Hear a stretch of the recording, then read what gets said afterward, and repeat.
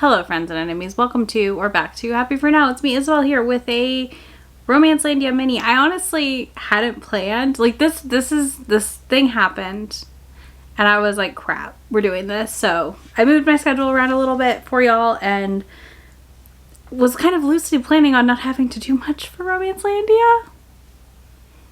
But here we are. Here we are. And why are we here? Why have we gathered here today? If you're new here, Romancelandia is a thing I do generally every month where I tell you about what's going on in the romance world and what has happened. Usually I don't do minis unless we have a big thing happen, and this was something where I felt like this kind of deserved its own standalone talking discussion. And as a romance reader myself for many, many years now, this is a thing where I just feel like it's a good use of my platform. It's a good way for me to share things that are going on, good and bad. Good and bad, often more bad than good, because that's just how it seems to always work out, unfortunately. And today's is no different. But yeah, if you're new here, the purpose of this is to inform, have a discussion, and let you know what's happening and why things are happening, because you might be seeing lots of weird posts, because I sure did see some weird posts for a minute, and then I quickly found out what actually was happening, and I was like, oh crap. Here we are. Big caveat here, I do want to preface this discussion by letting you know we are going to talk about things that are dark and could be triggering. Things around white supremacy, the KKK, and lots of other types of things that you might find in your dark romances. So proceed with caution. I just want to give a blanket content note now that we will be discussing these things. So yeah, proceed with caution. But also, even if you struggle with these things and you are wondering what's going on with the Tillie Cole situation and or questioning why it's such a problem, I really recommend you do your best to sit and really listen to this conversation that's happening in the internet and around us right now, especially if you look like me. Especially if you look like me, okay? I'm gonna need all y'all that look like me and are having big feelings to just take a minute and digest some of this stuff that is happening. Or maybe you're just confused and lost on what's going on. But either way, let's dive in. Tillie Cole's book series, The Hades Hangman, has been called out in the last few days. So specifically, book 7, Darkness Embraced, is the major call out happening here, because this book features a hero who was raised through the KKK. Like his dad is like a grand wizard or some shit like that. I don't really know. I'm not going to read this book. And here's the caveat here. We're not going to be in the comments being like, well, have you read the book? I don't need to read the book. The description of this book tells me everything I needed to know. This isn't a book I want to read, and this isn't a book that should be in the world in general. You can write dark books. You can write romance with dark themes. But boy, the minute you tell me the hero's a former member of the KKK, I'm out. I'm out. And if you loved this book, specifically this book that features these things, I have questions that you're not going to want to answer is the thing, because I need to know what's in your partner's closet. I'm just saying. Because something tells me that you partake in a lot of activities that I personally, on a fundamental level, will never agree with and will never be okay with. Before we set the groundwork for the rest of this conversation, I thought it might be good if I put up the screenshots of all the text from this book. So I am going to do so. I have gathered these from multiple sources that have read the book and pulled the information as needed. I will have a link down below to a Google Drive folder with all of these screenshots for you if you would like to see them, because I would love for you to be able to read these.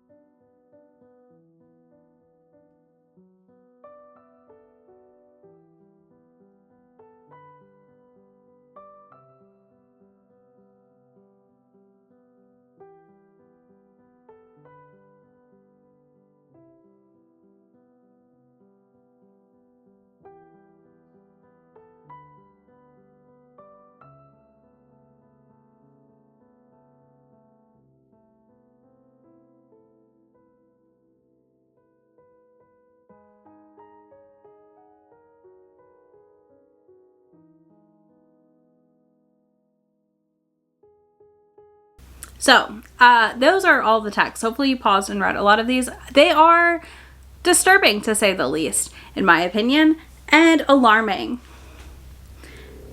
So we have seen actual content from this book, right? Like, these are screenshots from the book. And I need to ask, is this still dark romance? Is this still okay just because it's dark romance? I want to know. Like, other readers that I read dark romance, I know I'm not the only one here on my channel who does. I know I dabble in it more or less. I don't read it a ton anymore these days, but I used to read it a lot. Is this still dark romance? Is this still okay because it's dark romance? That's my question. And I want you to be so for real right now with me in the comments about if you still consider this dark romance and not an extremely harmful. Here's the thing that happened then. So call outs are happening. People are calling attention to this all over different social media platforms. And authors like Bink Cummings and Sam Marino post things like this.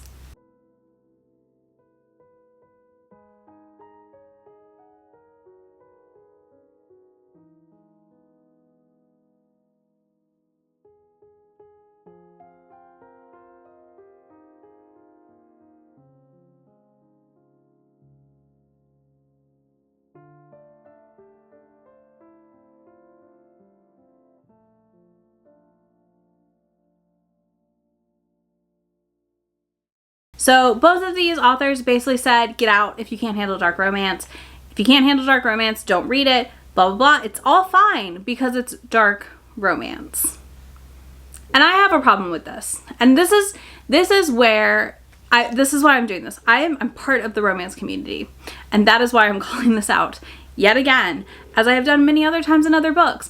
But this is my thing. We sit here and try and justify harmful rhetoric in books on the premise that it's just a romance book. And then to say, well, you're trying to censor us, you're trying to ban romance, when actual books are being taken out of libraries right now for adults and children and anyone who uses a public library and their school library because of the fact that it has content in it that someone has deemed inappropriate. We have actual real book banning happening. And you're gonna sit here on the fucking internet, make the argument that Tillie taking her books down after this call out in response and saying, I'm pulling these books down, I'm sorry for anyone I hurt. Listen, her apology is a whole other part of this. But you're saying that people saying, hey, this is bad, this KKK hero is my life every day. The idea that someone could want to just hurt me for the color of my skin, could want to do harm to me because of my religious beliefs, is my everyday. It is my reality. And these authors are going to sit here and say to other people, no, it's fine. It's just dark romance. If you can't handle it, get out. Don't read it. I'm so alarmed by this. Also, where are you on the book banning? Are you going to your school board? Are you doing things to stop book banning? I know I'm working with my local community now because we're working to fight book banning in our local library for adults and children. Are you doing that, or are you just sitting at home mad because a book series you liked, a book you got to a 4.33 rating on Goodreads, is getting called out for something that is so mind-boggling to me that was ever written? Is that it? Is that the problem? I would love to know. I would love to like check the language we use around this situation. Because again, I just think we're losing context for these words that are like very real and very serious to what is happening across the United States right now. We're going to keep it, and also other places in the world. We're not the only place where book banning is happening, okay? And I as a romance reader, I'm mortified. I am mortified at how people are reacting to this criticism of this book. I'm mortified that this book has a 4.33 on Goodreads. I'm mortified that people read this book in 2019 and it didn't click at all. You didn't go, wait a minute, what? And the excuse that Tillie is not American is wild to me, because everywhere that is white dominated has groups that are equivalent to neo-Nazis. which is what the KKK is, has groups that are upholding white supremacy. This is not new. This is not just an America problem. And somebody's gonna be like, I live in wherever, and you're gonna tell me there's no racism where you live, and I'm calling bullshit. Talk to a black or brown person in the place you live and ask them, because I can fucking promise you it's there and you just don't realize it, and you want to pretend you're better than us, and you're not, because this is a problem in so many places. So are there lines for dark romance? I honestly don't know that everyone's gonna agree with me on this, but I do think there are lines. I do think there are things that are too far. And I think there are things that when we talk about the romance genre often we get told back by people that maybe aren't in the genre, aren't in the community, that you're romanticizing X, Y, and Z. And we have to be cognizant of what we're doing when books like this come out as being a thing, right? As having an issue, of there being a problem. You know, I do think the biggest critique of romance is always going to be that you're romanticizing X, Y, Z. And it's just like a buzzword people use and don't always understand the meaning of, which is valid, okay? Like, I understand that it's overused. We see it with, like, Colleen Hoover books, which I would argue aren't really even romance, right? But we get told that her books romanticize abuse often. Not completely wrong on some of them, I would say. But we have to be, like, aware of the expectations for the romance genre from outsiders and insiders alike. It's not just that HEA. It's not just that Happy for Now. It's also the idea that a romance book is in some ways aspirational. And that's not saying that like you're using a romance book as a guide to life or to romance, but romance books are aspirational in content because you're reading about love. You're reading about two people falling in love. You're reading about two people finding love.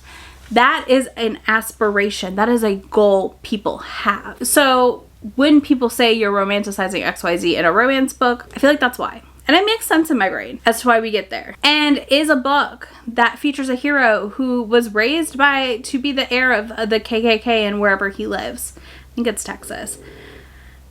And steeped in white supremacy. Falling in love with a Mexican cartel princess.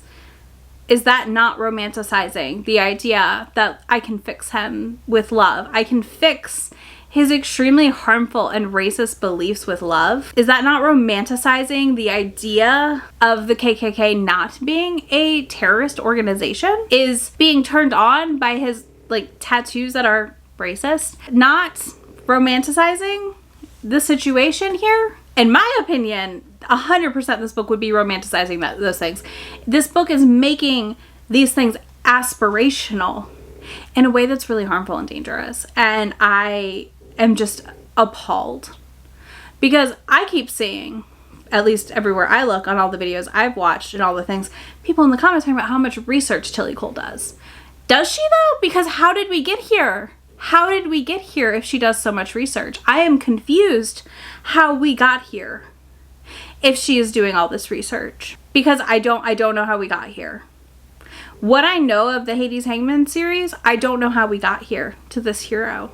And we turn these heroes in these books into goals, into book boyfriends, into book husbands, whatever you want to call it. And how do you turn this hero into that? How do you make someone want to be like, that's my book boyfriend? And then come to find out he was a former KKK member? I don't think so. All right, let's talk about dark romance and taboo. Because I also feel like this is something that's getting like muddled during all of this. Is like, well, it's just taboo. It's just dark romance. Get out if you can't handle it. Dark romance is not the same thing as a taboo romance, first of all. Taboo romances are more forbidden subjects. I think one great series to look at is like Katie Roberts' A Touch of Taboo series. She really touches on a lot of taboo tropes. You know, hooking up a threesome with your husband and his best friend would be taboo. Guardian ward, ex's dad, like these are taboo things. Step siblings is taboo. Dark romance can be taboo, but is not always exclusively taboo. And this book, in my opinion, in general, is neither thing. This book is just not it in general. Like, this is not it. So a good example I feel like right now, like I can give you for a dark romance that's pretty popular would be The Butcher and the Blackbird. That's a super popular dark romance.